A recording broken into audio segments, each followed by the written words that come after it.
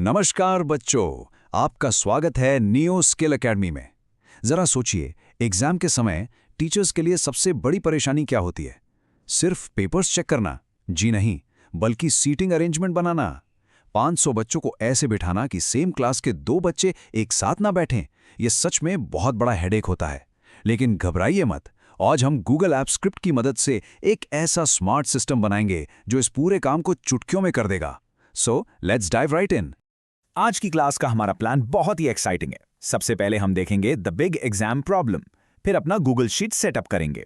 इसके बाद सीखेंगे शानदार फिशर-येट्स शफल एल्गोरिदम और फिर अपना स्मार्ट रूम असाइनमेंट लॉजिक तैयार करेंगे। आखिर में हम देखेंगे इसके रियल वर्ल्ड एप्लीकेशंस और हाँ, होमवर्क एंड रिवीजन तो होगा ही। चलिए आगे बढ़ते हैं। Section 1. The Big Exam Problem. किसी भी शानदार टेक्नोलॉजी को बनाने से पहले हमें समझना होता है कि आखिर प्रॉब्लम क्या है। जरा मैनुअल तरीके से सीट्स अरेंज करने के बारे में सोचिए। ये किसी नाइटमेयर से कम नहीं है। टीचर्स को कागज की पर्चियां काटनी पड़ती हैं, उन्हें हाथ से शफल करना पड़ता है और फिर रूम्स असाइन करने पड़ते हैं। और इतनी मेहनत के बाद भी गलती से सेम क्लास के स्टूडेंट्स साथ बैठी जाते हैं। मतलब 500 स्टूडेंट्स का अरेंजमेंट करने में पूरे 2 दिन की मेहनत। दूसरी तरफ है हमारा स्मार्ट सिस्टम, जो एकदम मैजिक है। बस शीट में स्टूडेंट्स की लिस्ट तैयार रखिए, हमारा स्क्रिप्ट रन होगा और सिर्फ 30 सेकेंड्स में 500 स्टूडेंट्स की सीट पक्की हो जाएगी, वो भी बिना किसी चीटिंग के डर के। है ना कमाल? Section 2. Google Sheets Setup. बच्चों, कोई भी बेहतरीन सॉफ्टवेयर सिस्टम बिना डेटाबेस के काम नहीं कर सकता, राइट? हमारे इस प्रोजेक्ट में गूगल शीट्स ही हमारा डिजिटल रजिस्टर है, यानी हमारा डेटाबेस। यहाँ हम 3 मुख्य शीट्स का इस्तेमाल करेंगे। पहली है स्टूडेंट्स लिस्ट, जिसमें हर बच्चे का नेम, रोल नंबर, क्लास और ईमेल आईडी होगा। दूसरी है रूम शीट, जहां हम रूम नंबर और उसकी कैपेसिटी बताते हैं, जैसे हॉल ए में 30 बच्चों के बैठने की जगह है। और तीसरी है एग्जाम कॉन्फिग शीट, जहां एग्जाम नेम और डेट जैसी जानकारी स्टोर होती है। ये डेटा एंट्री भले ही बहुत आसान लगे, लेकिन सच मानिए यही हमारे स्मार्ट सिस्टम की सबसे मजबूत नींव है। Section 3. Fisher-Yates Shuffle Algorithm. अब बात करते हैं हमारे स्क्रिप्ट के दिमाग की, यानी इसके ब्रेन्स की। हम एक बहुत ही फेमस एल्गोरिथम सीखने वाले हैं जिसका आविष्कार 1938 में हुआ था। आपको पता है, जब आप म्यूजिक ऐप्स पर गानों को रैंडमली प्ले करते हैं तो वहां भी कुछ ऐसा ही एल्गोरिथम काम कर रहा होता है। इसे समझने के लिए ताश के पत्तों यानी डेक ऑफ कार्ड्स के बारे में सोचिए। जब आप ताश पीसते हैं तो आप पत्तों की जगह बदलते हैं, राइट? हमारा एल्गोरिथम भी अरे एलिमेंट्स के साथ बिल्कुल यही करता है। मान लीजिए हमारे पास ABCDE की एक लिस्ट है। स्टेप 1 में ये एलिमेंट E और C को स्वैप करेगा, स्टेप 2 में D और A को स्वैप करेगा। इस तरह से लगातार अरे स्वैप्स करके ये हर बार एक ट्रूली रैंडम ऑर्डर बनाता है। कोई भी बच्चा ये गेस नहीं कर सकता कि उसकी सीट कहाँ आने वाली है। Section 4. Smart Room Assignment Logic. Shuffle तो हमने कर लिया, लेकिन अब सबसे जरूरी काम है चीटिंग को रोकना। हमें यह तय करना है कि सेम क्लास के 2 बच्चे कभी भी अगल बगल ना बैठें, और यही काम आता है हमारा राउंड रॉबिन लॉजिक।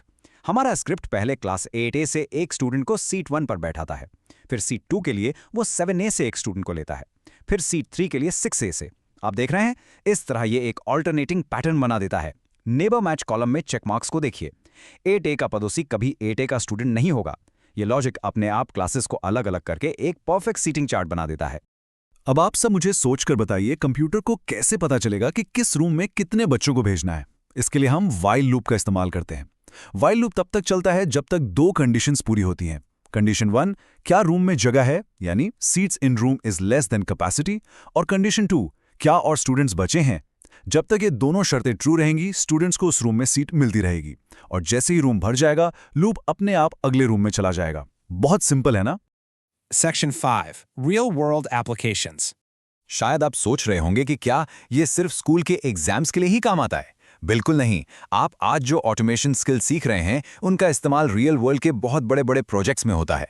कॉलेजेस में बड़े बड़े यूनिवर्सिटी एग्जाम हॉल्स को अरेंज करने के लिए बिल्कुल यही प्रोग्रामिंग लॉजिक काम आता है। JEE और नीट जैसे मैसिव कॉम्पिटिटिव एग्जाम्स में जहां लाखों बच्चे बैठते हैं, वहां भी ऐसे ही सिस्टम्स यूज होते हैं। यहां तक कि बड़ी कॉन्फ्रेंसेज और इवेंट्स में भी इसी तरह का लॉजिक इस्तेमाल होता है। बच्चों, नियो स्किल एकेडमी में आप जो सीख रहे हैं वो कोई छोटी चीज नहीं है, ये असली प्रोफेशनल सॉफ्टवेयर डेवलपमेंट है।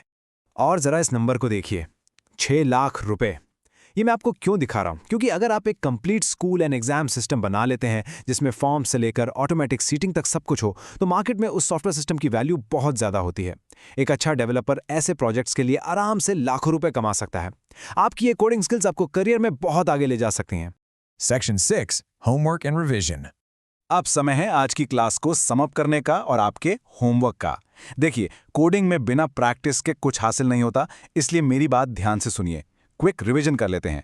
आज हमने फिशर येट्स शफल एल्गोरिदम को समझा, एरे स्वैप टेक्निक को देखा और व्हाइल लूप के जरिए रूम्स को मैनेज करना सीखा। अब आपका होमवर्क क्या है? आपको अपनी गूगल शीट्स में 10 स्टूडेंट्स का डेटा डालना है, फिर 3 रूम्स सेटअप करने हैं। इसके बाद अपना अरेंजमेंट स्क्रिप्ट रन करना है और टेस्ट करना है कि बच्चों को सीट इन्फो वाला ईमेल सही से जा रहा है या नहीं। इससे स्टेप बाय स्टेप जरूर ट्राई करिएगा, आपको बहुत मजा आएगा। इसी के साथ हमारा आज का ये शानदार टॉपिक पूरा होता है। जरा सोचिए, अगर आप सिर्फ कुछ लाइंस ऑफ कोड से इतने बड़े स्कूल की प्रॉब्लम सॉल्व कर सकते हैं, तो आगे चलकर आप और क्या क्या नया बना सकते हैं। You are learning real computer science और मुझे आप सभी पर बहुत गर्व है। अगर आपको ये क्लास पसंद आई हो तो न्यू स्किल एकेडमी के साथ जुड़े रहिए। हम आपको ऐसे ही आसान भाषा में टेक्निकल स्किल्स सिखाते रहेंगे। मिलते हैं अगली क्लास में। धन्यवाद।